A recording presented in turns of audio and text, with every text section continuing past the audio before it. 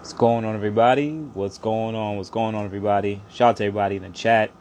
So this IG will be reposted on YouTube too. So we're gonna have a discussion today with Enthusiast POV, and yeah, he works for Z1 Motorsports, and he has a lot of information on the new Z. So as you guys jump in, shout out to everybody in the chat. So today we'll be having a I don't want to say interview. We're gonna have a discussion about the new Nissan Z with Enthusiast POV. He also works for Z1 Motorsports. So this is gonna be super dope. You guys are also gonna get to ask him some questions because most of you guys actually buy from Z1 Motorsports too. So it's actually pretty dope. A lot of knowledge with Enthusiast POV. He's had in the VQ game, still back in the VQ game, and he had one of the first people out there who did have VR30 Q60, which was super fast and super quick. But you know, it is what it is. But anyways, as you guys jump in, I hope you guys are having an amazing Wednesday. Today's hump day, right? I should be humping then. I shouldn't be on a live. Like, what am I wasting my time hanging out with a bunch of guys? But anyway, shout out to everybody in chat. Thank you so much for the badge. I appreciate that, Jamrock. I appreciate that. Thank you for the badge. I still don't have any liquor. I haven't had any chance to go to the liquor store. So it is what it is. But once again, for anyone who's jumping into the chat, shout out to everybody. I hope you're having an amazing hump day. Hanging out with a bunch of guys on hump day, which is super weird. But we're going to have Enthusiast POV in the chat. And we're going to talk about the Nissan Z. He got to literally be in one. And he works for Z1 Motorsports, so he's going to have a lot of the secrets and know a lot of all the good information that, guys, we don't know nothing about.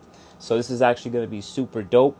Let me see if I can write something in the chat so let you guys know what we're talking about. Nissan Z. Oh, I said Nissan X. Secrets. Shout out to that badge. I appreciate you so much, Jamrock. Thank you so much, man. I appreciate that. Much love, much love. Nissan Secrets. Z Secrets, and then I have to pin that.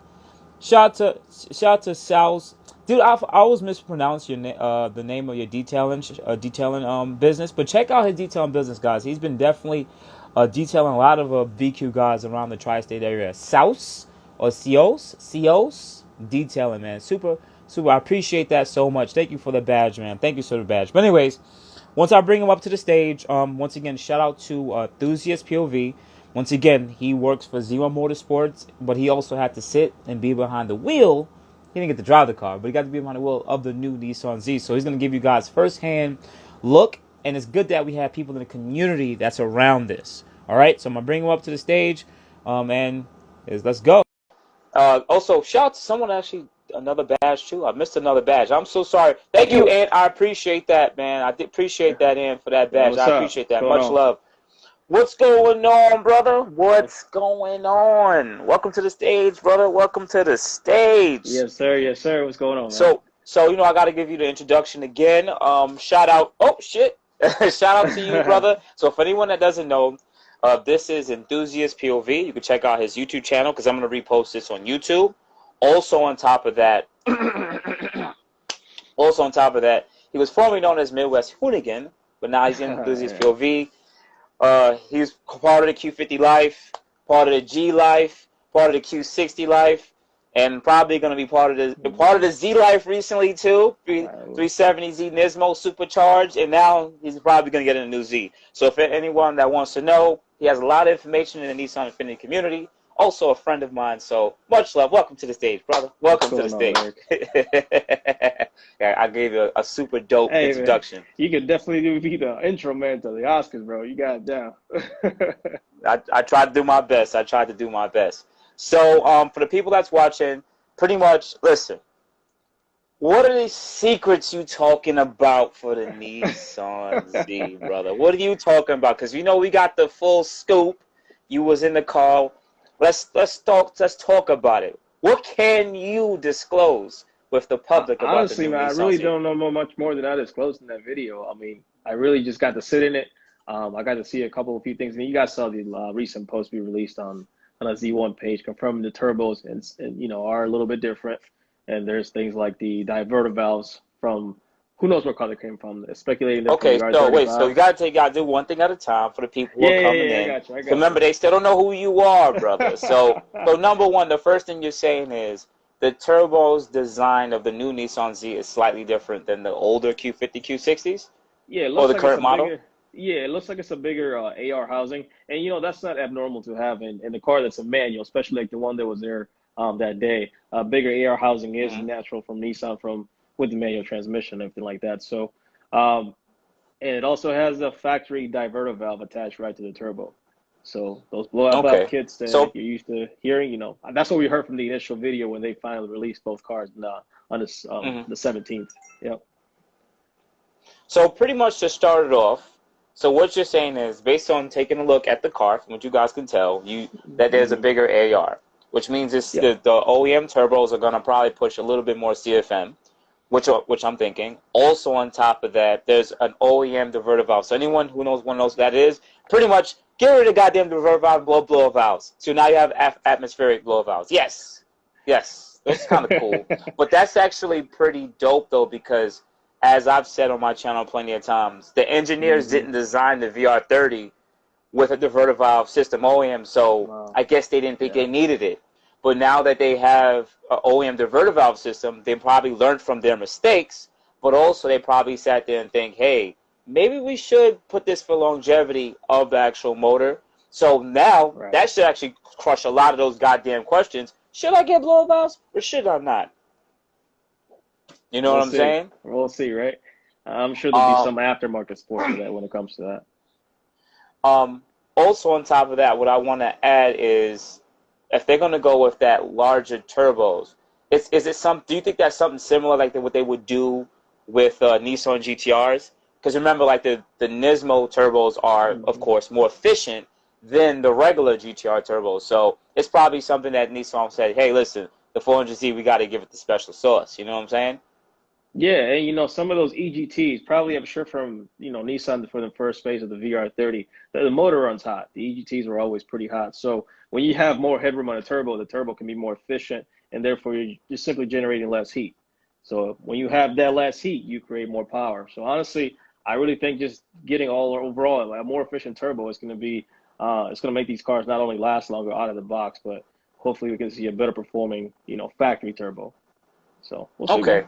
Yeah, they probably don't have to spin as Yeah, fast. That's yeah, turbo longevity, lower charger yeah. attempts, all that. Plus, if they really are larger housings, that means once these cars tuned on 93, it can probably make close to 500 wheel on 93 and bolt-ons, and probably have a lot better headroom. So people who Hmm. usually go with like RT turbos on 93, they making that 500 wheel.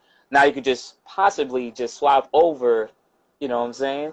To those new Z turbos. We gotta wait and see. I mean, this is actually really We'll good for see. the We'll see. platform because that'll be how it is. Once pure RT turbos or even comp turbos might touch that car, Right. then they're like, oh my god, better housing, bigger housing. There's way more headway for us. So I Yeah. mean, before we move off the whole turbos thing, shout out to everybody in chat. Much love, much appreciated. Boost Fiend just jumped into the chat. And anybody who has questions, I'm gonna save some of the questions for our boy enthusiast POV a little later, but we're just trying to go through it. So what do you think Z1 Motorsports might be cooking up? Because I know you guys are the Z people. Y'all got anything that y'all cooking up for us or no? At least Man, people in the community. we are always going to stay innovative. We always got stuff, down the pipeline for you guys. But what you got to realize, we have a lot of platforms that we do support. So when it comes to getting product out the door for like new products, sometimes it's a little difficult. Especially we're in pretty strange times, man. Everything going on right now, material shortages, that can also, make everything a little bit longer. But we're gonna have some stuff cooking for the Z. When it comes to the Z platform, you'll be coming to Z1 for most majority of your stuff. So I'm Okay. excited. So All like right. I said, I'm excited. Yeah, he ain't tell us nothing, guys. See, I tried to pull it out of him. You know what I'm saying? Nah, I nah, probably nah, gotta nah. send some. I gotta send some cognac down there, some Henny bottles down there, man. but all right. So let's move on. What other things did you notice that stood out on the car, the Nissan Z that you like? Wow, this is good. Honestly, man, I've had 370, obviously. So just the interior cues, a lot of it does look, the same from the 370, like the door panels and the interior door handle and everything like that. But when you're looking forward straight and sitting in the car, it just feels like you're in 2021. Technology is here.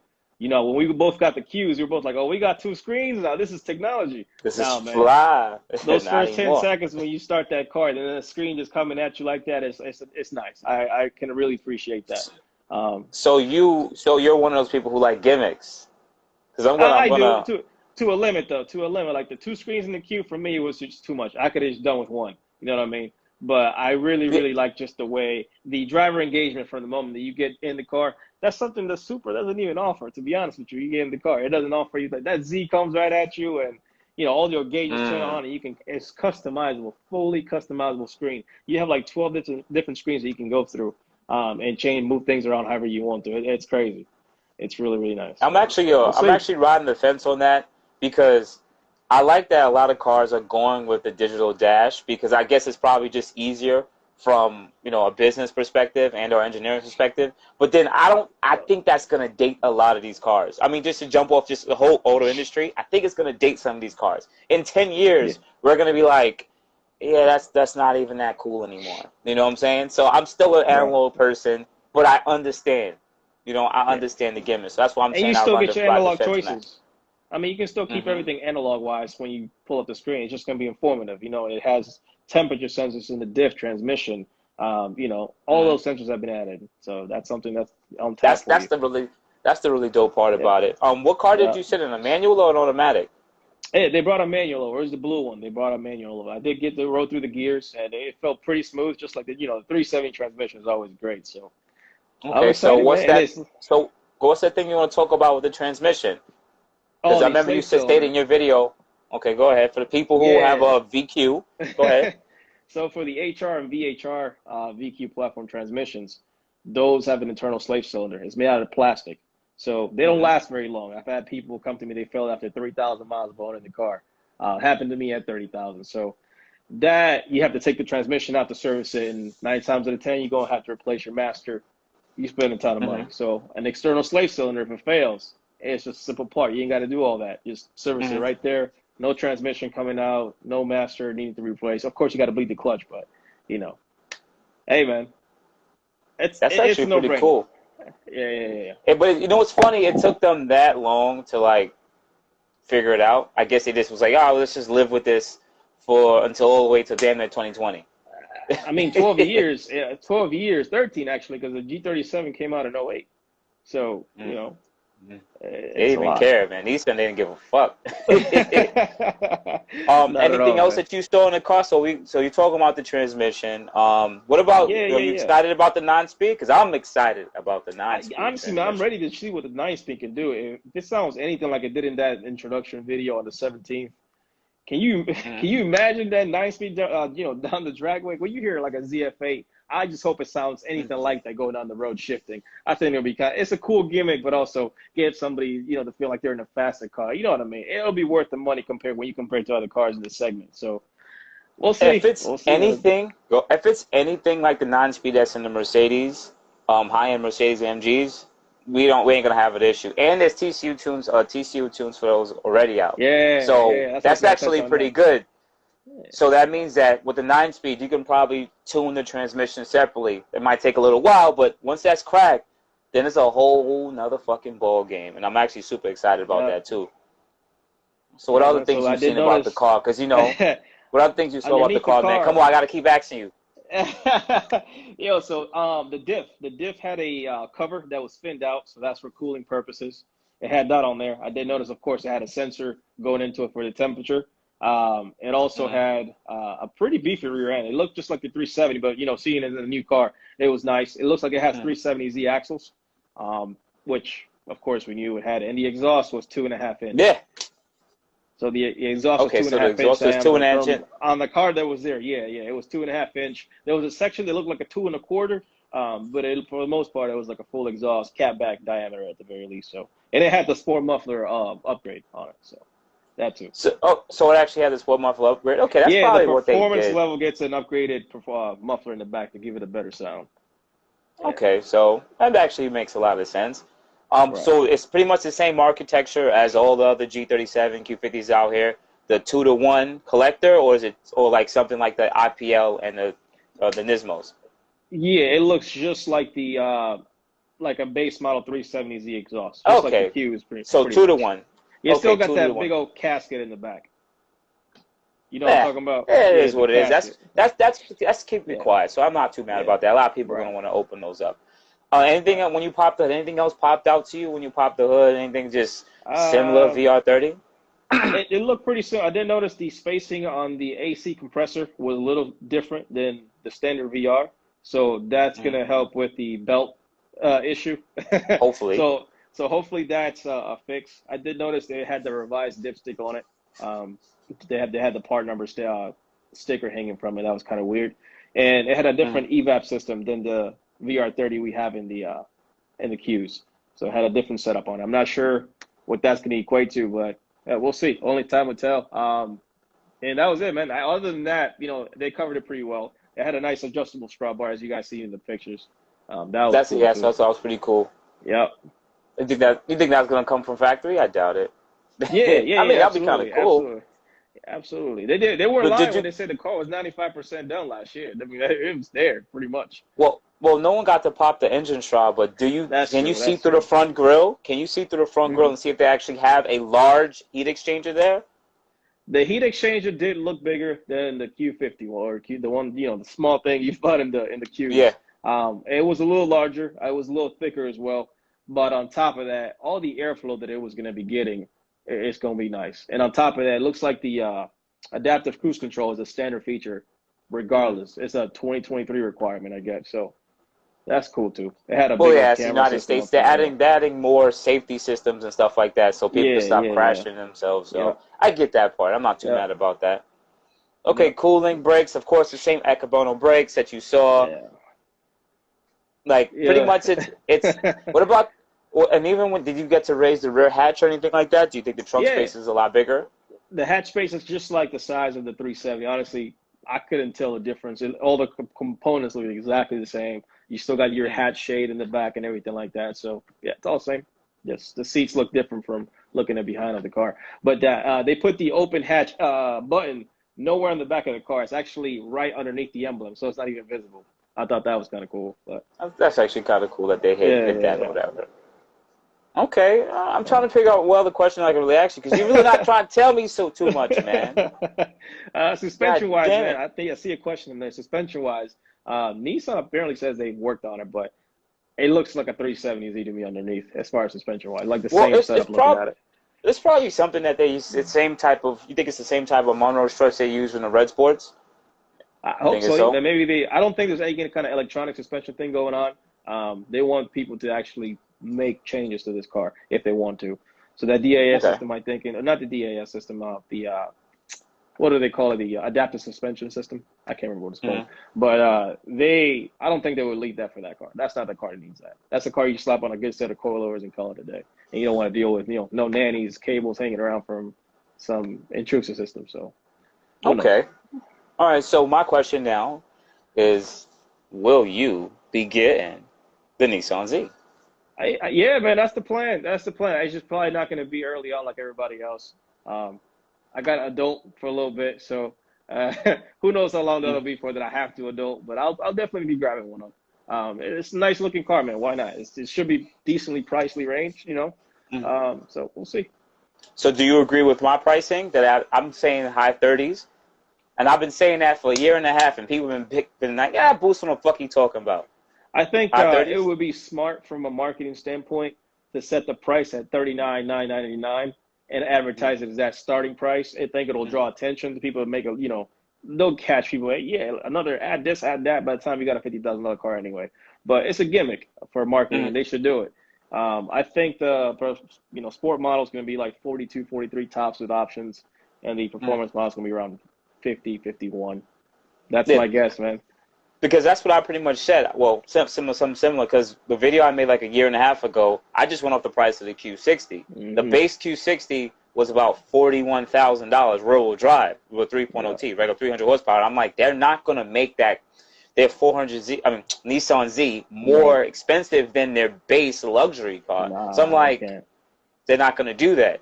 But knowing that they're going to do this and then option it up, that makes a lot more sense. But there's not that many options. I'm very surprised though that they're probably only going to offer the 400 horsepower version, at least right now from what we know. I thought that would have been pretty cool if they would have did something similar to what people have done in the Q60, Q50. So you got the 300 horsepower and then the 400 horsepower. But that means they would have had to really bottom out the price of the Z at 300 horsepower. I don't know, And at man. that point, you're looking at a $35,000 Z. You know what I'm saying? I'm pretty content. Yeah, I'm still pretty content if you just leave it across the board as it is. And maybe for the Nismo model, but they probably just gonna add an exhaust. They're not gonna touch anything else. Just add a nice free flowing exhaust and advertise it as 20 horsepower more. And I'll buy the Nismo for, you know what I'm saying? But and I think that if that's, I'm cool with that. I think they could actually jump that. Like you said, they might put it 420. I'm just being super generous saying they should make it 450 because they can do it. But I guess from that perspective, but like you're saying, they might just change up the exhaust. I think they'll probably add thicker sways.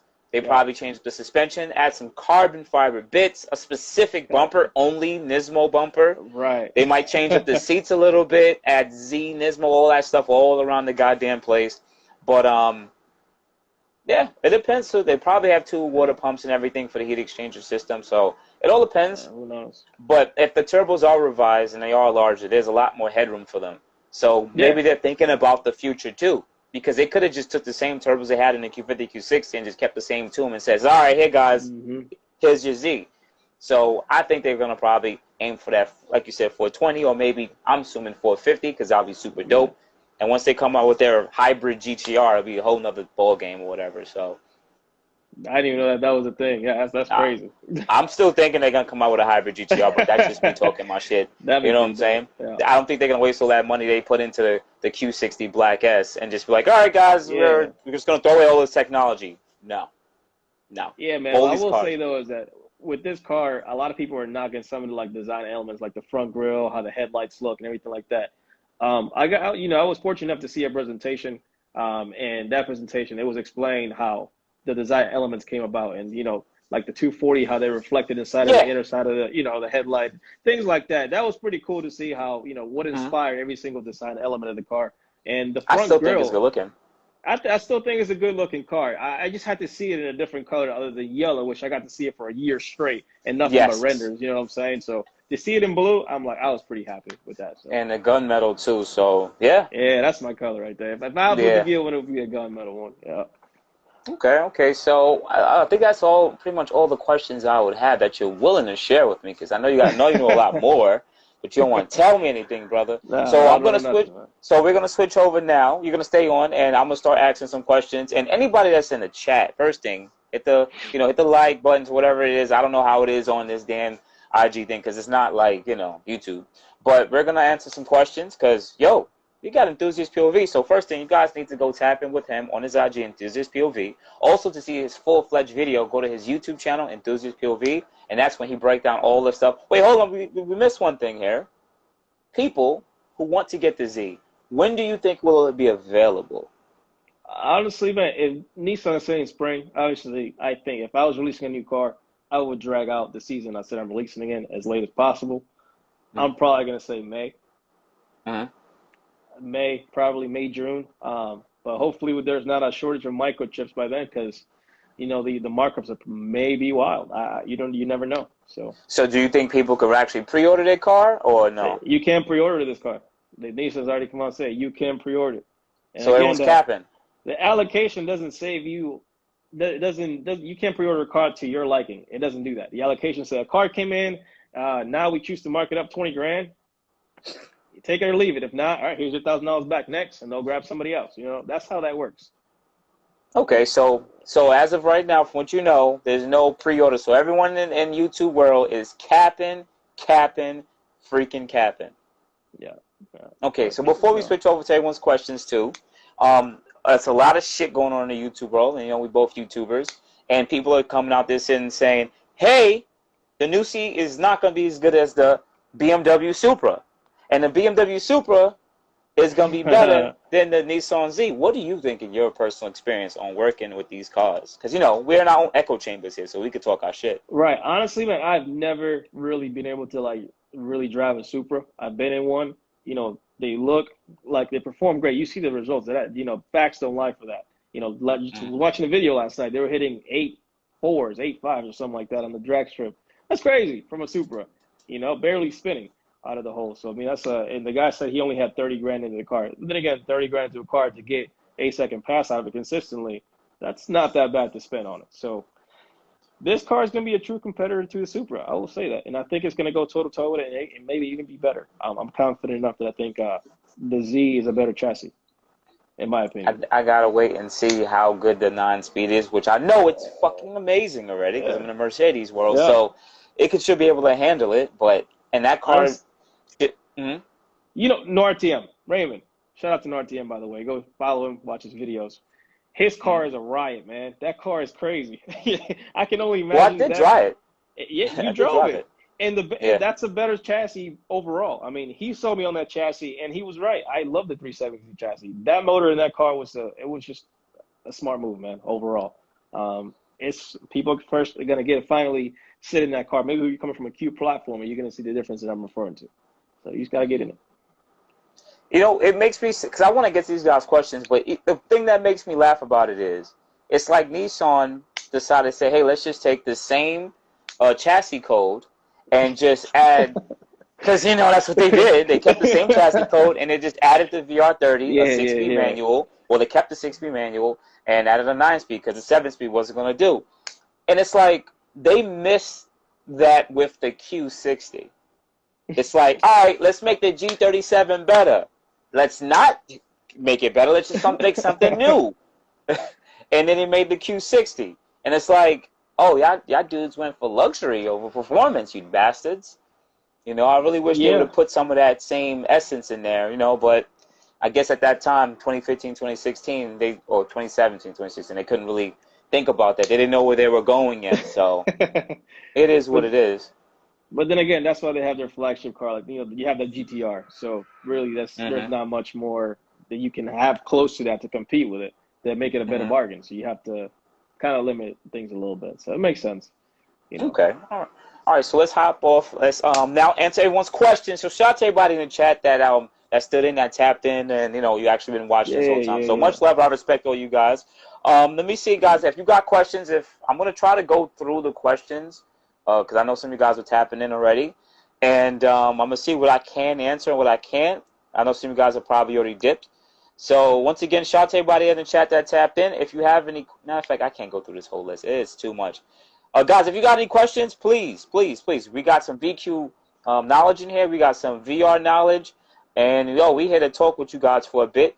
Yeah, much love to everybody that's in the chat, man. So, come on, retype them questions. I think, okay, let me try to go backwards. Okay, hell yeah. I think keeping the same chassis will keep the price down. Yeah, Nissan's trying to cost cut. Absolutely, absolutely. Cost cut. Someone said spring 2022, so that's probably Q2. Yeah, we tapping in. Q60 Black S finna have the GTR engine, I hope. Doubt it. They're not going to do that. That 3.8, I doubt that's it. That's it for that 3.8. I doubt they're going to make. They would probably have to make a newer, revised one. But at that point, you know what I'm saying? I still think they're going to do something like the Black S in the new GTR because it would just make the most sense to actually do. Not going to waste all that technology.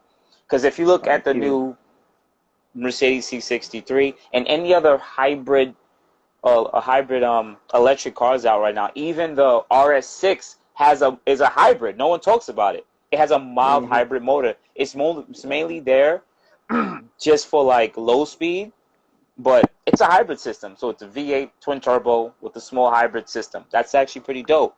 So a lot of these companies are going to start incorporating it. It's going to make these cars quicker, a little heavier, but they're going to make them quicker. Hey man, you know the future is in no emissions performance. You know, if you want to go fast, you get yourself an electric car. It's coming. It's not something you can avoid. But not everybody has to hop on board. Of course, you got your standard cars. Hippie asks, do you think the R35 upper plenum can be swapped in? Probably not. Okay. Probably not. Yeah. Yeah, because the runners are designed different, right? The runners on the VR design like squares, right, or no? Yeah. Yeah. Okay, so I doubt that's going to work. Like rounded out squares. Compared to the GTR, they're ovals. They're still ovals? Okay. Yeah. Do you think Infiniti will ever go out of business? No, I don't think so. Nah. What large companies, well, what I've learned taking a business degree and actually reading it a lot, is these businesses just restructure. They just restructure. If they do need to go bankrupt, they'll just come right back. A lot of companies filed Chapter 11 in 2020 and they're still here because it's just a way to get rid of their debt, and then they're like pretty much just restructuring under a different LLC. That's just really just it. You rinse, wash, well, you piss, rinse your hands, and then repeat. That's it. How much do you think the Z Proto will be? Ooh. I think that's gonna be like a $55,000 car. I really do. What do you mean, the Z Proto? Yeah, like the 240 versions that they're gonna offer to the public for sale. I think that's probably gonna be whatever it goes for. It's instantly the moment you buy it, immediately you're making money on that car. It's gonna be a collectible. I don't like Nissan. I think they're gonna do something stupid. Like they're gonna offer that, right? And then like 2024, oh, we got the color back, guys. You can now pick that as part of your catalog. And now you're not gonna have an exclusive one. You got a point there. You got a point there. That's what they like. That's what they like to do, being stupid. Like, I'm just being honest. Let me see. Do you think the new Z will have different turbos? Yeah, if you just missed it, sorry that we were probably talking about it in the earlier chat. Yeah, from what? Go ahead, brother. You're supposed to answer. You're on the live. I'm not supposed to. Yeah, we talked about it in the beginning of the video. It's one of the first questions he asked me off the rip. So you're gonna post it on YouTube and Instagram, right? Yeah. So we're just talking to the people right now. We here. Talk to them. Oh yeah. So we talked about them. It has been confirmed they're gonna have bigger AR housings. So we'll see. This should create more power, more steam. That's all we look for. More. Okay, Z1 stated they might, but that we could wishful. Yeah, remember, was it Ray Nor? Yo, we got a Z1 guy right here. If anyone that doesn't know, Enthusiast POV works for Z1 Motorsports, guys. So we got the plug. We got the information right here on the live. I don't know what you guys are doing. 240 edition. You think they will jack up? Okay, he did answer that one. Okay, yeah, cool. We already answered that probably one. Will. Oh, yo, it's raining so hard outside. What's that got to do with anything? It's a body Census. Okay, so because it's raining down there in Georgia. Since it's going to have an LSD, is it the same one from the 370Z? Can it be swapped to a Q50, Q60? What do you think, brother? We'll see, because the spec sheet does say it's a clutch type LSD. Now, I'm thinking that could also mean a VLSD, which we already know we have in the car. It's trash. That's the case, but why go through the trouble of actually putting like a cooling fan on your diff and adding temperature sensors and all that if you're just going to do the same old thing that true. Has already worked for the past 12, 13, 14 years. So I'm thinking it's probably something in there that's more than just a VLSD. So we're staying. I think it's a mechanical. Yeah, I think it's a mechanical diff. I don't see a problem in them actually designing a proper mechanical diff. I don't see an issue with it. Many cars come with it now with a mechanical freaking diff. So just make it happen. You know what I'm saying? Can it be swapped to a Q50? It all depends, man. I mean, these cars are really hard spin cars. Actually, no, it can't. The car has an R200 differential. The Q50 is a 190, so it cannot be swapped. Okay, so they're different. Can't swap the axles either. They're different. No, bastard. You're bastard. Okay, cool. She got all the information. So everyone hyped for a 7-year-old engine and a 12-year-old manual transmission. I don't get it. Shout out to Izzy Smooth, man. Much love, brother. Much love, man. Check out his YouTube channel too, Izzy Smooth, man. Check him. Tap in with him. But you know what though? He's keeping it 100. He's keeping it 100 because he's right. That's the thing. That's how you know Nissan just kept on missing the ball. Yep. Like there was a dire need for it, and it just didn't give it to you. But I give them the fact that also they took their time to be like, well, they took too fucking long. But they actually sat there and thought about like, we could just try to develop a new Z, but you know what? Let's just let this run out while we're suing this guy because he's goosing or goosing. Let's just go after him and waste all this freaking time, and let's keep selling these same 370Zs and GTRs that people are paying even more money for like 12, 13 years because people are insane. But that means there was always a need for it. So I agree with you, brother. And the manual is just for the purists. Honestly, the purists love manuals, man. Like, it is what it is. Like, Porsches still come with manuals. Like, it is what it is. Yeah, thank you. No problem. Nismo version would probably be 48 to 50 MSRP. I agree with you. How much torque do you think the new 6-speed gonna handle? It's probably the same 6-speed manual that's already in the You assume the G37 and the 370Z, which is probably with a better clutch. I'm guessing. I'm making hopefully. I don't know. Hopefully they can make it that it has better synchros. It's gonna have better synchros, and just better overall building materials, the better input shaft, all that good stuff, because it's gonna need it if it's gonna make it that much torque. So, but with a manual transmission, it's only as good as your clutch is. It's saying the spec sheet that comes with XCD clutches. For those of you who don't know, XCD makes great clutches. So that's something that I'm sure we can rely on for a little bit, for a little bit there. But they're going to probably design it to be more of an economy style still, because they understand it is still a daily. Don't you think so? They probably will. I'm sure the clutch will be nice and fluffy to engage and whatnot, but I'm sure it'll still be able to take some heat. So we'll see how far we can push it. Because like you're saying, there's a temperature sensor for the rear diff and all cooling fins on it. So they still would not really want you, but if you want to take it to the track, it has to be able to take some of that heat. You know what I'm saying? They put launch control on the manual and the automatic. A company doesn't do that unless they have parts to back that up countless times, and if it breaks, you have your warranty. Obviously, if you haven't voided it, which a lot of people are going to do day one, but still, I'm thinking the car that has some beefed up internals as far as the drivetrain goes. I agree with you. I mean, I hope so. Do you think the heat soak will be an issue on this car, bro? That's what someone said. I think it'll be a lot better than the Q50, Q60. It's there has a lot more open areas up front where you're going to get a lot more air in there. I think it'll be a lot better. Yeah. I mean, like some of the spy shots have said in the past, they just had a 370Z going around the trace track, just trying to see how much more air can actually cool it. But we gotta wait and see how that turns out. How do you feel about the nonsense beef with the VR30 versus B58? Love to hear both of you guys have say mainly. So he mainly wants you to talk about it. How do you feel about the whole B58 versus VR30 beef right now? Because this is getting pretty aggressive. I mean, it's really no beef right now. I see the super guys running, 8-second passes at the track. I've only seen one shop car running, that kind of a low number, even get close to it, actually. Has anyone even run an 8 yet in the VR30 platform? I think only 9s. No one's even in 9s. No one's in 9s. Okay. Just the remember, AMS is still the only one in 9s. Daily Q50 is low 10s. If he was at a track, he's pretty much in the 9s. Yeah, if he was at the track, if he was at the track, gone. You also have the Temis Motorsports rear-wheel drive one, which is a whole lot of power, but that's rear-wheel, so they're going to have to develop that, and that's just straight skill there. You know what I'm saying? I don't know, man. The Supra that's running 8s, in my opinion, there's really no beef. Out of the box, a Supra comes better built than a Q. For someone who's looking for 500, 600 horsepower out of the car, it's a better car out of the box. If you're thinking of straight line performance and you want to, drag race, whatever the case may be, that's something I guess will be better for you. In my opinion, the Z, it's mainly weight. In my opinion, they both have nice chassis, but I still like the Z better. You just have to take a 370 around the track, man, just to know exactly what I'm referring to. I think the Z is about to go toe to toe with it, and probably it's going to be better than the Supra. So we'll see. That 9 speed is definitely going to make all the difference. And the fact that you get a manual option, that's already a huge step above what the Supra can offer to you. You know what I'm saying? So. Okay.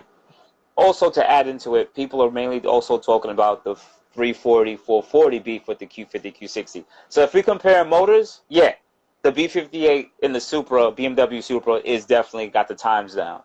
But now if you're talking about 340, 440 versus Q50, Q60 type of lifestyle, what do you think? In your opinion? I'm a huge fan of the 340M, man. I can't even lie right now. Like that sedan to me. If I had to be a sedan, I'd pick the BMW all day. That thing's nice. Like I said, man, I really don't think it's no beef. I think both platforms are perfectly capable. You just have two different crowds. That's all it is. Two different flavors. You like the German or you like the Japanese. So it's all the same to me. Okay. I'll throw my 2 cents into it. Like I said before in the past, I still believe that the B58 and the ZF is a better drive line. But shout out to the couple of people that was in the chat with me, Turbo P, Daily Q50, Boost Fiend. But as Daily Q50 says, those cars still come with a bit more things from factory, like an electronic differential, some of the faster stock turbo ones are also shooting meth. Most of our guys are not even shooting meth, running on meth. Also, from what I know, their fuel system can go up to 850, completely stock. So there's less that they would have to do as a barrier of entry to get to certain performance and everything like that. So when I said in that video, mod for mod, it's better. People got mad at me. I'm saying mod for mod, it's still easier. I should have said semantics. It's easier to get to certain amount of performance goals in a B58 ZF driveline. But I'm still a Nissan Infinity, dude. They built it with more. It's got more headroom. Yeah, but it's got more headroom than the Q does out of the box. A lot more headroom. So that's really the only reason. I really don't like the looks of the Super from the front all that much. The rear end is okay. Oh, nah. Yeah, I think the rear end side is nice and a little wide, but the front end it looked like they took the Supra's headlights and like they did a dirty Sanchez. They said, and they like smeared it right across. Now, if they would have done the concept Supra, like remember the concept that we saw with the big old wing up the back? If they would have done the concept looked way better. Boy, if they would have done that, brother, I might have to hop on that Supra train. You know what I mean? That was nice. That was a nice concept. I wish it would have made it to production, but hey, man, we'll see. We'll see. Aftermarket can bring you anything you want. Okay, shout out to Lyric in the chat. He says, is purchasing an inner chiller worth the upgrade? What do you think, enthusiast? I've never had one myself. I've seen a couple, working very well on several cars. So I'll say, man, if it's an expensive setup. It doesn't come cheap, but it is very, very, very much of an upgrade on the VR30 as far as cooling goes. Well, I still have mine, which I'm probably never going to put it in. But it's really not that expensive as you really think. Reason being is maybe that's just the guys that bought a kit that was like $3,000. Who the fuck is spending that much on a killer chiller system? The kits are under $1,000. Shout out to the 4th badge. I'll get to you as I go down. I appreciate it. So a badge come up. Much love and much respect. The kits are under $1,000, and you have drag kits, and you have more. It all depends on the size of the chiller itself. You have some that's smaller, like this small, and you have a larger one which has better capacity of cooling. It really depends, and as I said in my older videos, the reason I got it is because I was going to go balls to walls with RT turbos and everything with my Q50. But for a daily car, for someone who just, that daily's their car, I mean, yeah, they might be tuned on 85 or 93, it really wouldn't make sense. You're not getting the benefit. But for the people who, like daily Q50, boost fiend, they will benefit from this kits, period. Because they're about times they want that coolant to be freezing cold in 100-degree weather that we had today in New York City. Absolutely. So their charge attempts are going to be super low. They're not going to have timing pulled, and they could get those real hero runs in, especially if they're at the track or doing any road racing. So, and it's not something that's only used in this community. Think about the Hellcat Red Eye. It has from factory an inner chiller system. That's why those cars can still go balls to the walls and keep going and going, because it keeps cooling that coolant down. So it's up to you, man, if you want what you want to go use it for. Do you think that the 9-speed will come in the Q50, Q60? No, I don't think so. I don't think so. Isn't there already talks of eliminating the Q60 by 2023 to pretty much make the Z the go-to two-door out of the Nissan line if you want something that's not as expensive as a GTR? But I would also throw this in here, and I did make in my video that I've talked about them possibly eliminating the Q60, and I said I think there's 2 or 3 options they should do. Honestly, I think they're going to try to gauge what the 400Z may do. If the 400Z brings in people that bring revenue, they can easily redesign the Q60. They can easily redesign it. But now, the QX60 that's out right now, right? I think it's the QX60. Look at that interior. It's updated. Nice. It has an updated interior. So you already know that stuff is going to trickle down into any newer models after that, because the QX50 and the QX55 are out of date. Yeah. But the QX60 has an upgraded interior, and they never changed none of the bumpers on the Q60. So from 2017 to 2022, 2021 right now, they haven't released the 2022 model yet. They can literally redesign the whole front end of the car and make it look a lot better, and literally just completely change it in the interior like that if they really wanted to. But I guess they don't see the cost of they don't see the demand for it right now, because sales alone is not bringing it. No, but it's definitely not. But for them to kill that car they'll kill it and they'll probably bring it back. I think they'll kill the Q.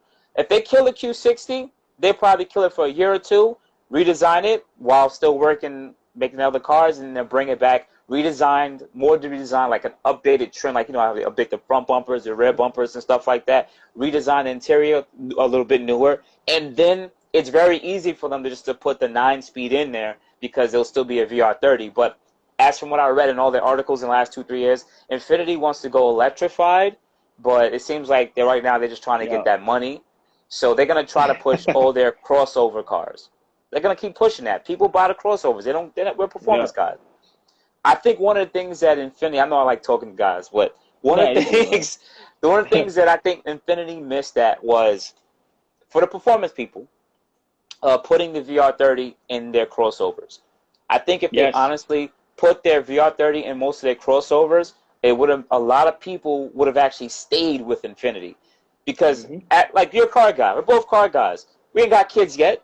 But let's say I got one on the way, right? I'll be like, all right, I need a little truck. When I look at the trucks, because I'm still a performance guy, I'm like, I'm not getting nothing from Infiniti. So I'm going to look at BMW X3s, X4s, or X5s. Or, shoot, we know what car I saw today that look good? The car that you like, the Kia or the Hyundai, what is it called? The Genesis? I forgot what it was. The Genesis truck? Is it the GX70? GV70 or GV80, I think. I saw that today, finally, like, in person, and it has a really good appearance. Its road presence is nice. I'm still not a fan of the big freaking grill, and the headlights a little throw me off, but the presence of the car looks good. And if I was ever going to have a kid, which I will one day, Infiniti didn't release that motor in any of their crossovers. I would have easily just graduated into any one of their crossovers with no problem if they had their VR30. But they dropped the ball. They want to keep CVT. They kept the CVT, but they're probably going to move away from the CVT because you see that the new QX60 has a 9-speed transverse mounting. Fingers crossed. Transverse mounting. Yeah, fingers crossed. We'll wait and see. Yeah, you gotta see that I like to talk too much, man. Don't fall asleep on me, brother. Don't fall asleep, enthusiast. Yo, Boost, can I test drive your Q? I'm right here on Dean. Nah, man, I can't let you test drive the Q, then you never come back. I'm like, yo, where's my car at? I actually thought about flirting the idea with putting my cars on Toro. Just blowing it out there. I was flirting with that idea of putting it on Toro, so we gotta wait and see. Do you have a prediction for the 0 to 60, and have you tried launch control? Shouts, David. I appreciate that question. Okay. Enthusiast? So I didn't get to try the launch What's control the prediction? when I was in the car, but I think the 0 to 60 is going to be in the 4-second range, probably mid-4s. I'm going to say like 4.3, 4.4 is my guess. I did, however, get I got the drag race last weekend. Our VR30 swap 370Z that we have is Z1. It's a manual. Dumped the clutch of that at 4,000 RPM and just hooked and went. I mean, no drama there. Just had a nice tire on the back. So if that's the kind of feeling, you know, I get to launch that car with and that motor, I'm for it, man. I can only imagine what the automatic's going to be like. I think, in my opinion, also to add, with the proper 9-speed that's already out, with that lightweight, if that car is 3,500 pounds or lighter, with a proper, if it's a mechanical diff, and, of course, if it has launch control, they designed it to launch kind of soft without spinning, not much fuss, and just go. I think it's going to be low 4s, too. I think it's going to be low 4s. Absolutely. Absolutely. Okay. Since you're physically sat in the new Z, tell us your thoughts, pros and cons, and features that the Nissan has incorporated. Well, you might have missed the first start of the live, but if there's anything that you missed, enthusiast, what is your just honest thoughts, man? Honestly, man, it just felt updated. It felt way more updated than even sitting in the Q60 that I've sat in my opinion.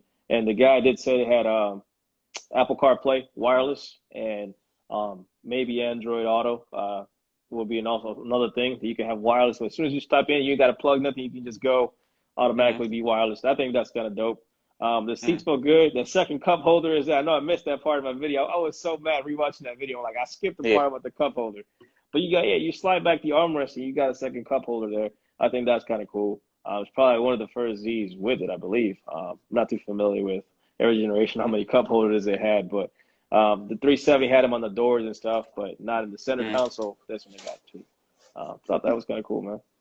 Okay. Besides All that, right. the seats felt comfortable though. The seats are really, really comfortable, and it felt like a 370Z sports seat and half of a Q seat. I don't know. It was kind of a weird mix. So we'll see. So did it have the bolstering too? Like not the bolstering, the Yeah. extended for your thigh? They still have the extension for your thigh or no? No, that part felt like a standard sport 370Z seat, but the upper section felt like a Q seat with the in the key, yeah, just basically Q60 seat, pretty much. It kind of held you in a little bit, but nothing crazy. It was Okay. comfortable. It felt like a touring car more than anything inside. Okay.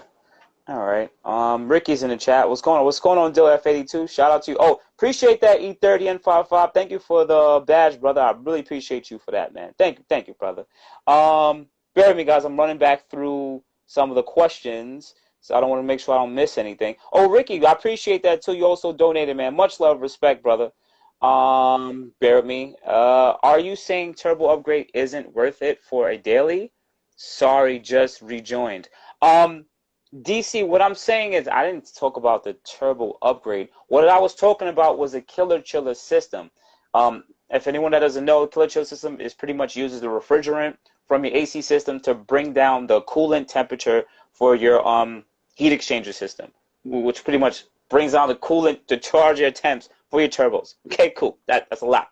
But anyways, I'm saying unless you're using your car like Daily Q50 or Boost Fiend, where you're aiming for numbers, consistency, you're going to the track, the killer chiller system just wouldn't make sense for a daily. Now, a turbo upgrade, that's completely separate and different. Lalo, thank you so much for the badge trooper badge, the badge troop, brother. Appreciate that so much. Infinity will make a new coupe Z35.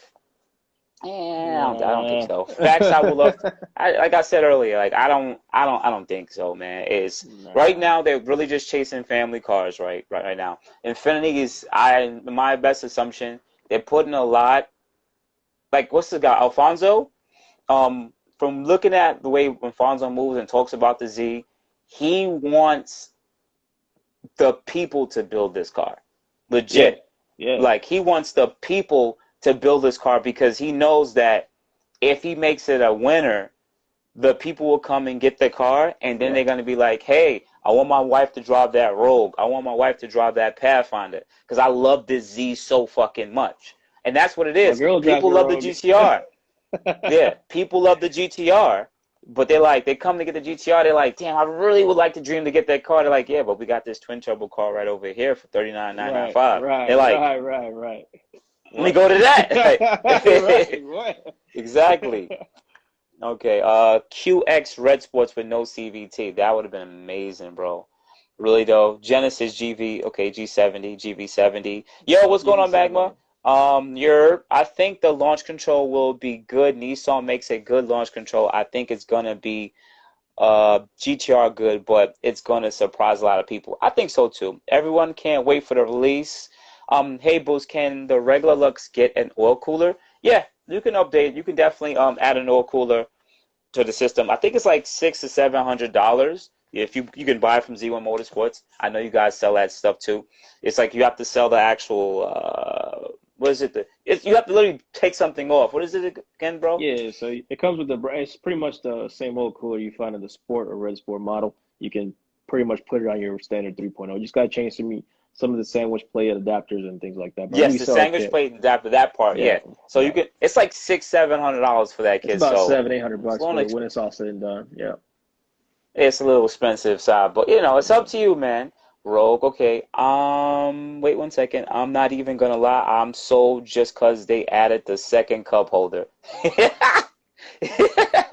That's what I'm talking about. Yeah. Will the 9-speeder hold up the time attack?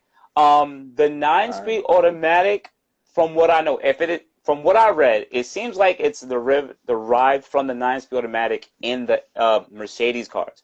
That 9-speed automatic is quick shifting, and I could tell you right fucking now, the car I have, got the C63 and the E63s.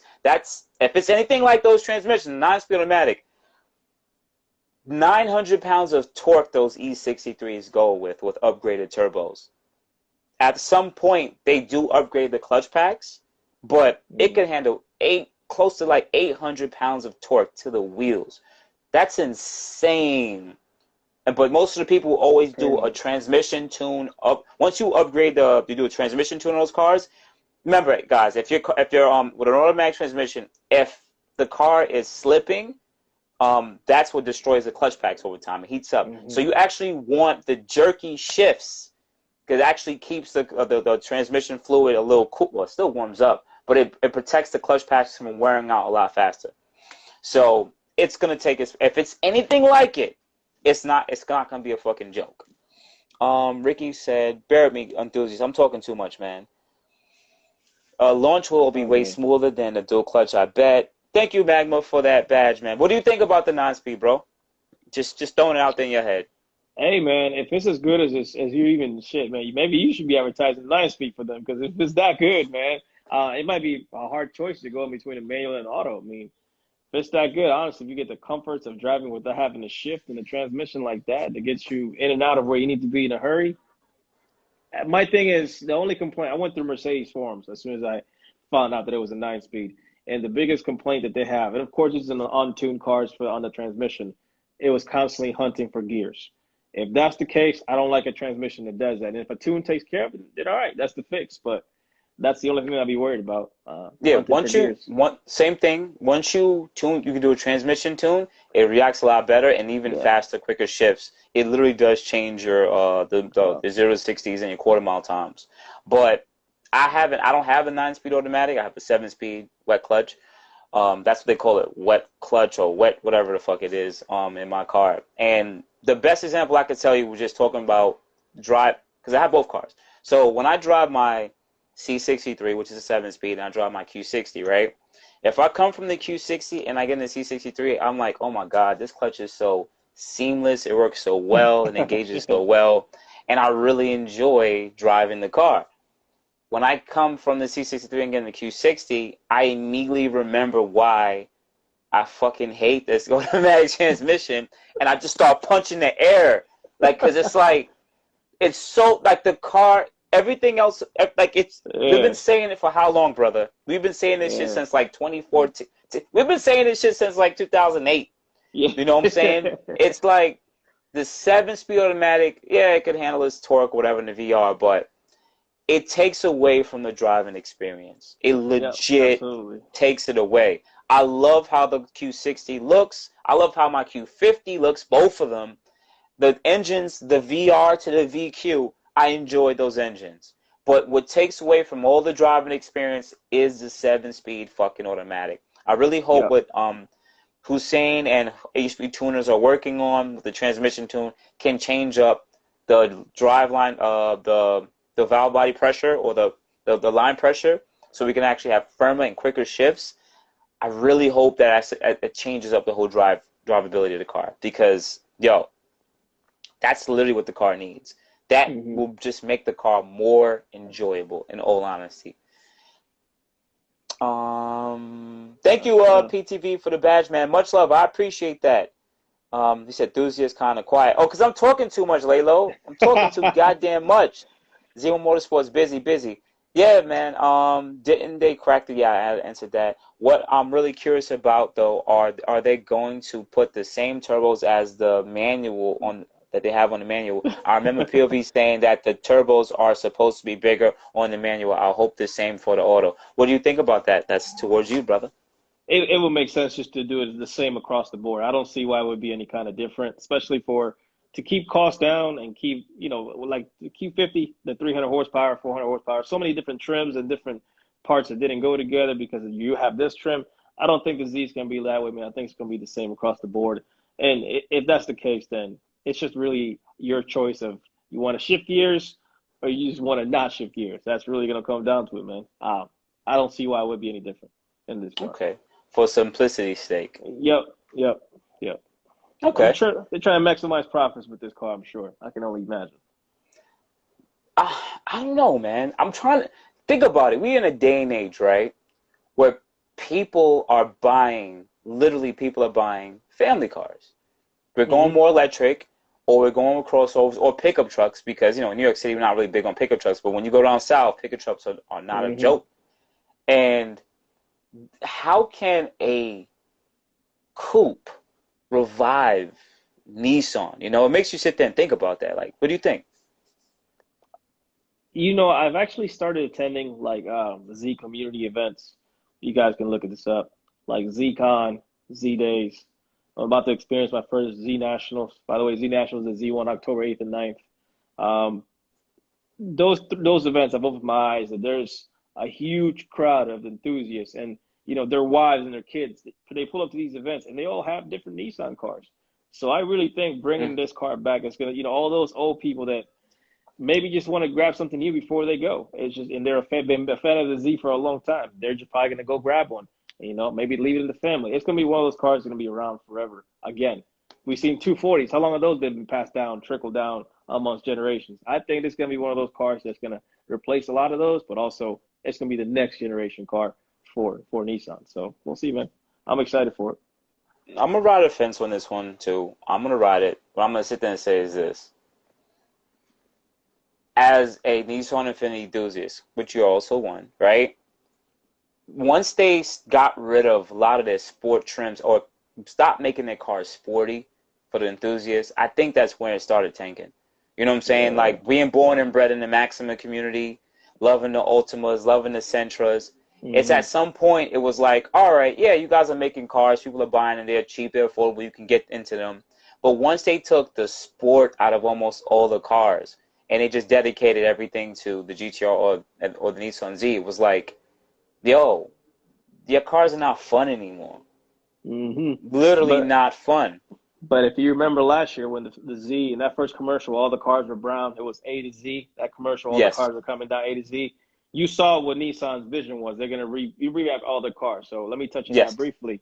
At the event, I also said in the Nissan Pathfinder and the Nissan Frontier, they were both there. I mean, not sure that any truck SUV people in the chat, but them things were nice, man. Yes, they are. I sat in the truck and I was like, all right, I will buy this over any car right now. It was that great.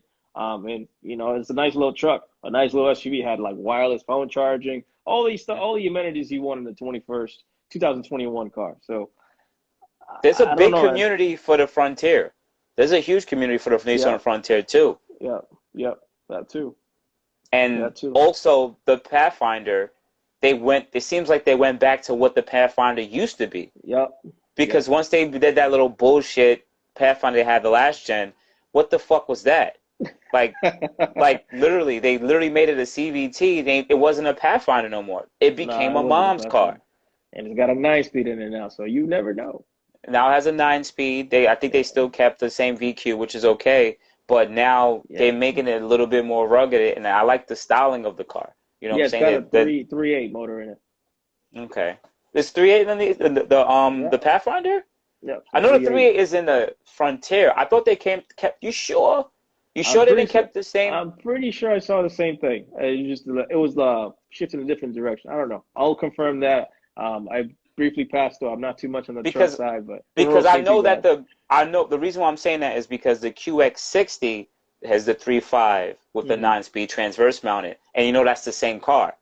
Okay, you know what I'm saying? I know the 3.8. Yeah, the 3.8 is in the Frontier.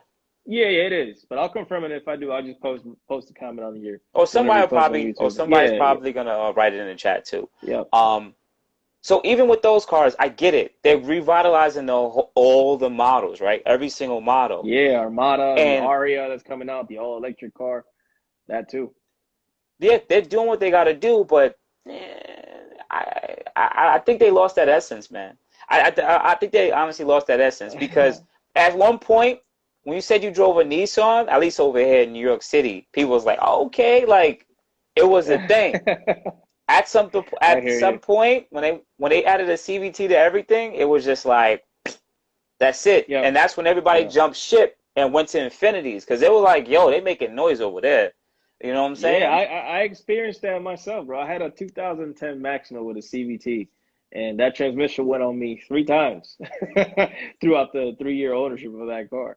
So, I definitely, given I wasn't, pretty easy on it, but still, 3? Come on, man. That's terrible. Come on. So I think, it's crazy. But I think they're putting a lot of effort and time into the Z, which is right. I think they're doing it right, but I think they got to do something else, man. They gotta make the cars just a bit more exciting. I get that they changing everything up, but it just, I don't know. I also think it's marketing too. I also just think it's marketing. You know, like they got to think about their competition. But then I also want to throw this out. This is where I'll throw the fence out. This is why I'm saying I ride the fence with it. Anyone that's watching, the reason why I'm saying I ride the fence is also there's not much coupes, sport coupes out here. So it's like one of those things that they literally, there's a starving market for something, and they literally sit there and say, "Hey, this is our new car." And people are gonna be like, "Wait, hold on, I don't have much choices." And at 39995, oh, this is a great choice. I'd rather hop in this rather than the Supra. Shout out to BMW Supra, but should I go get a $52,000 BMW Supra or Z4, or can I get a Nissan Z, which has more lineage? You know what I'm saying? I believe there's so much more lineage in the Z car than the new Supra. You know what I'm saying? It just doesn't have that. Even if you want to think about the NXX, fire car. But as people have stated in their reviews, and even just looking at the car, the way the car is designed, it doesn't have the NSX lineage. Like, what is this? You went so far in the future that it's like there's no connection, there's no bridge. Right. You know what I'm saying? I'm talking a little bit. No, I'm you getting a little. You know, that's all good. That's all good stuff. I mean, they didn't change it up too much, and you still kept that same heritage. You know, I still felt they captured exactly what they wanted to capture in this car and show off a little bit of an essence from every single Z model, you know, down the pipeline. So, well, who knows, man? This thing might be a little more exciting than people think. Like Izzy Smooth said, like everyone's excited about a 7-year-old motor and old, you know, and a 12-year-old manual, but that's the thing. It's still part of the lineage. It's still part of what makes the car dope. And it's an easier crossover for a lot of people. So anybody that wants to come back to Nissan that might have stepped out, they'll hop back in and they'll be like, "Oh, this feels good. I feel like I like that I'm in here." You know what I'm saying? And I remember someone had asked me on a live, they said, should they, no, actually, I got a couple of DMs about this. Should they get rid of their Q60 for the new Z? And I said, listen, man, you got to buy the car for its purpose. You know what I'm saying?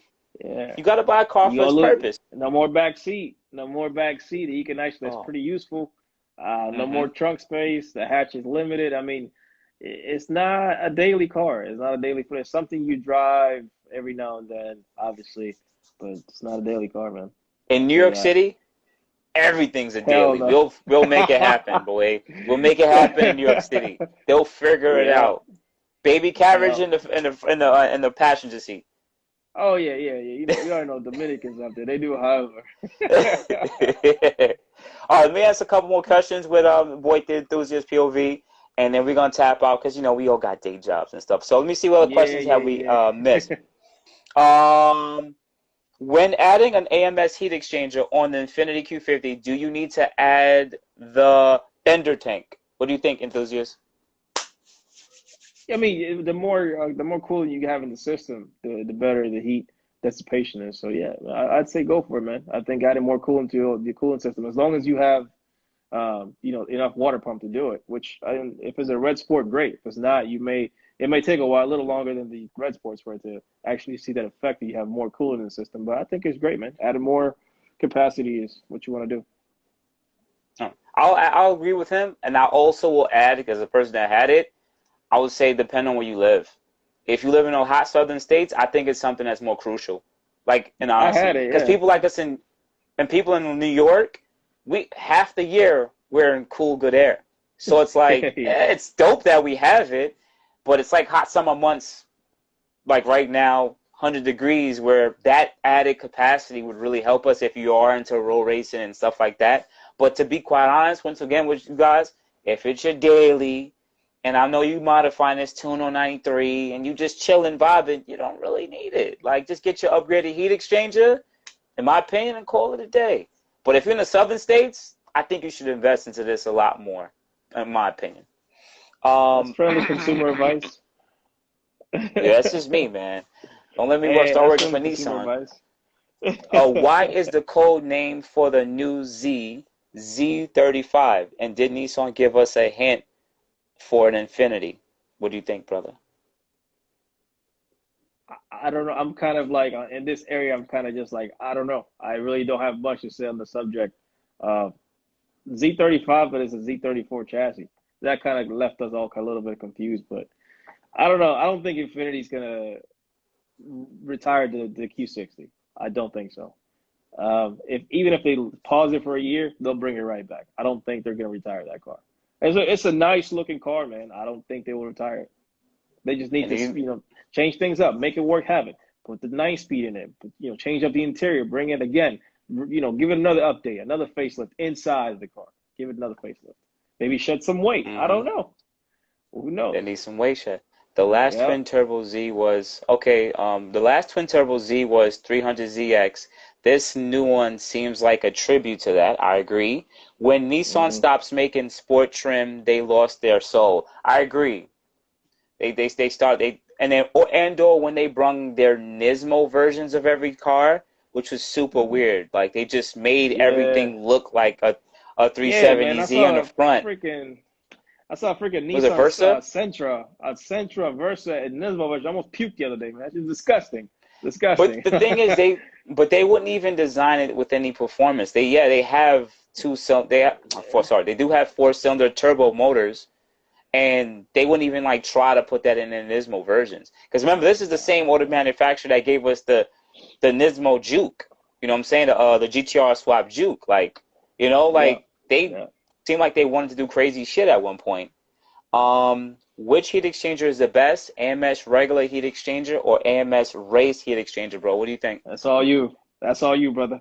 Yeah, you've been in the game longer than I have now. That's all you. Bro, you work for Zero Motorsports. You help development parts. You know a lot of stuff. In your opinion, what do you think, man? It's not because Honestly, they're a rival company. No, I've had the AMS heat exchanger before. It's the only one that I used for the period that I owned the car. It was great. I also had the auxiliary tank. And at the time, I just wanted to test out new parts for the community on my channel for the most part and show what they do. So that's exactly what I did. Besides that, I haven't had experience with another one, but it seems like, all the companies are stepping up with their designs and revamping the design. It looks like AMS brought out like 3 versions now. The standard, and they have the race one, and isn't there like another third one, like a bigger one? I'm not sure. No, I only know of 2. Okay. I only know the regular one that you had, and then they have now the race heat exchanger, which is like that you have to replace the front bracket so that it can actually stick out a lot farther, so it's thicker. Okay, that's why he's asking which one's better. But it's still single pass. It's just a larger heat exchanger with more coolant that you add to the system. So I would sit there and say, hey, should you spend the extra $200 more? I think I said in an older video, if I had to do it again and I was purchasing MS parts, it just makes sense to spend the extra money and just get the race heat exchanger.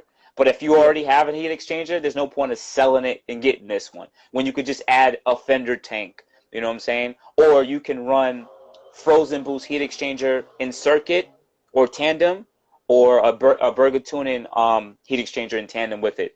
That would save you literally. I'll probably add more coolant to the system than just that one heat exchanger. Yep. But that would also bring down flow, because if you're still on one water pump, that would probably mess up flow. Hopefully, it's a road dry bias Pathfinder. Okay, yeah, we're a little bit back on questions. What's up, yo, Chris? Race heat exchanger, of course, but Boost says it's overkill if it's not a race car. True. I was Z1 today. Disappointed you weren't there, bro.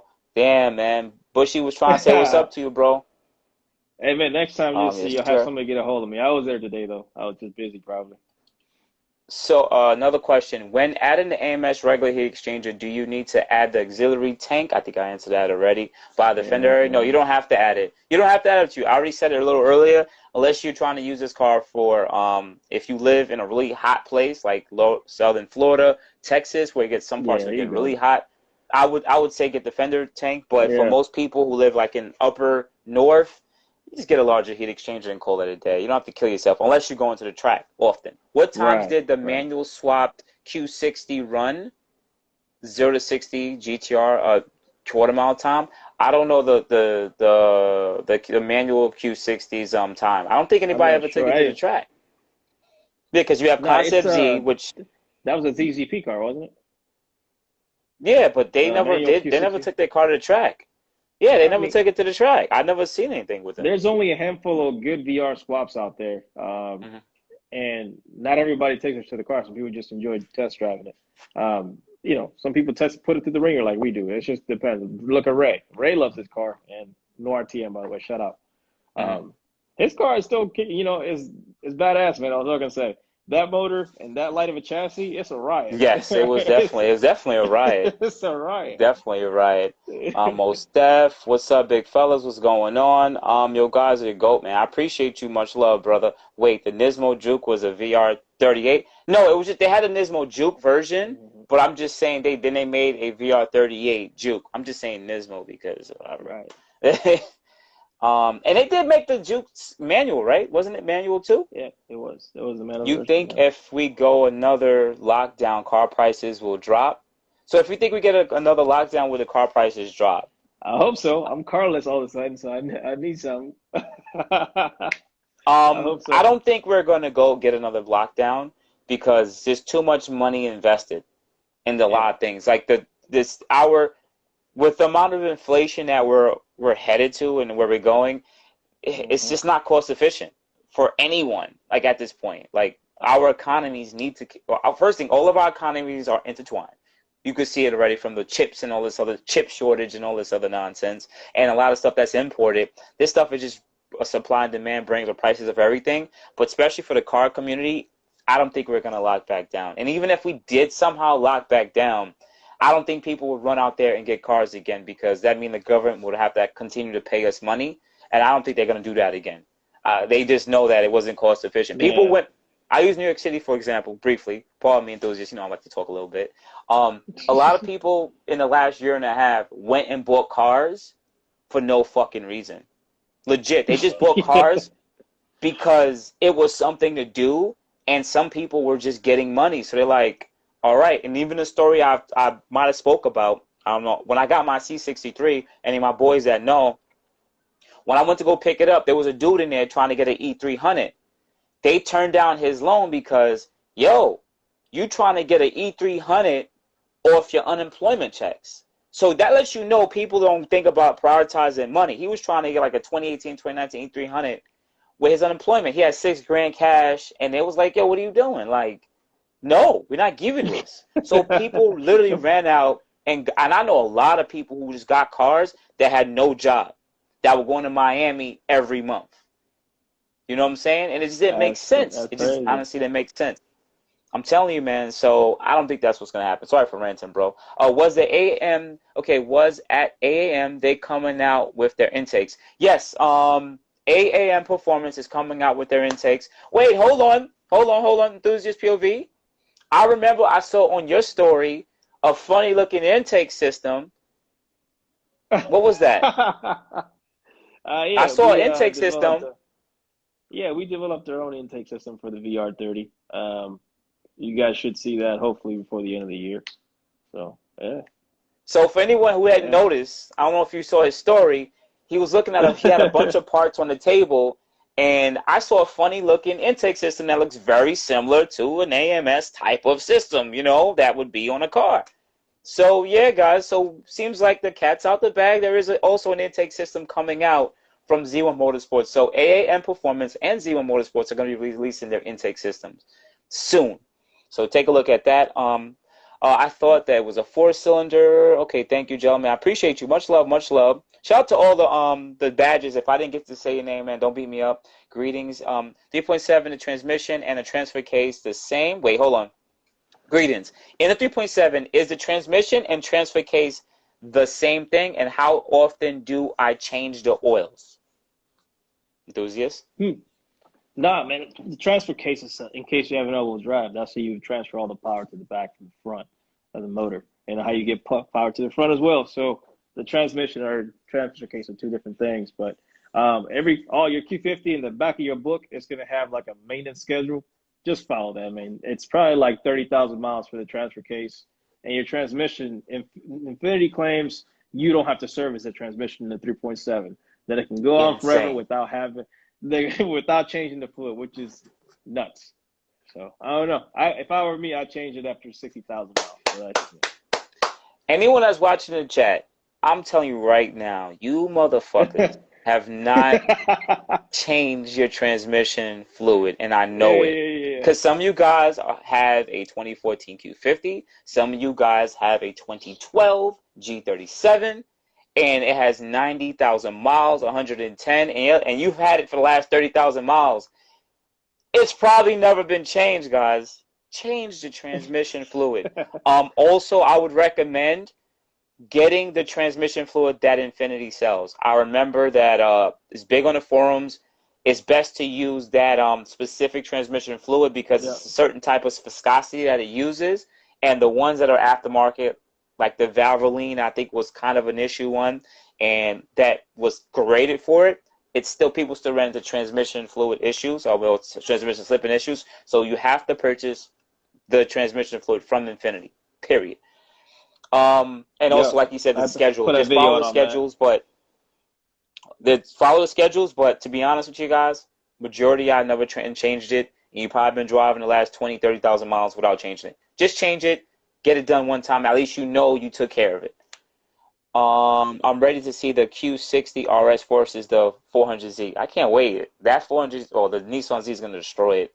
No called out. Shout out to Big K for the badge. I appreciate you so much for that badge, brother. 400Z, go burr. Oops, my bad. I'm drinking Kool-Aid. Ha ha ha. Hey, Boost, I have a few questions. Go ahead, man. Shoot. I seen that when you coming to see the R33 Boost. One day, man, I got to make my way to LA. You're in LA, right? I got to make my way over there. And shout out to everybody in the chat, too. I did hit up Fresh Kicks. Fresh Kicks said he will pull up on a meet. He said he wouldn't mind having a meet with me. But he says that the meets in Cali be super crazy and they get shut down super quick. And he doesn't want to throw a meet because he's just the type to just pull up. So that was kind of dope that he actually said that he would actually do that with me. So that was actually super dope. That's what's so up. Hopefully that could actually happen in the future. What else can I do to extend the life of my turbos besides blower valves? Run stock boost. That's it. That's it. Yo, right or wrong. Run stock boost. That's it. We done. That's it. We done. Leave it right there. That's it. Because when you run more boost, guys, this is the name of the game, man. Turbo cars, no matter if it's from a Q50 to a B58, whatever, the more boost you run, the life you take away from your turbos. That's just really it, brother. That's really it, man. You could do frequent oil changes. You can do that, too. I don't think our turbos have oil screens or anything like that, right? I doubt it, because they probably would have been clogged by now. So it is what it is. Got my transmission fluid. Okay, cool. Your thoughts on the charge coolers that Drop Bear has? They came out with some information about the temps and or the recovery time, I would assume. I didn't really look at the chart that much, but it should perform better theoretically. I mean, it's triple pass, large amount of air coolant. So we got to wait and see. I know that we got to get a couple more people out there using them. I only think only like 3 or 4 cars actually have them, though. So they're more expensive units, though. I would rather those than the freaking Mishimotos. The Mishimotos just look like OEM replacements, to be honest with you. You know what I'm saying? What do you think, enthusiast? I actually did see a teaser video on Mishimoto's YouTube on their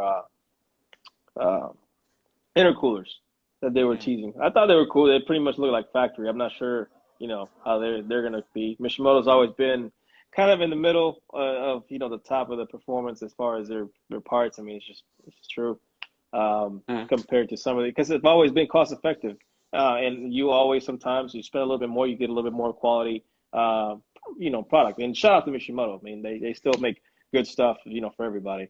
So I will definitely say the Drop Bear ones they look promising. I like the fact that they actually look really, really beefy. I think they could have done a little bit more as far as the cooling on the design. They could have added more fins on the actual intercooler and see how that would have worked out versus a non-fin intercooler, but that's just my personal opinion. So we'll see how they perform. And I haven't seen too many people run them, maybe like 3 or 4. I think it's mostly customers providing the data right now, so we'll see. Yeah. They're still in that day and age of getting the car done. Think I'm going to go smoke the Z. Think it should be close. Ha ha ha. What's going on, Two Fitted?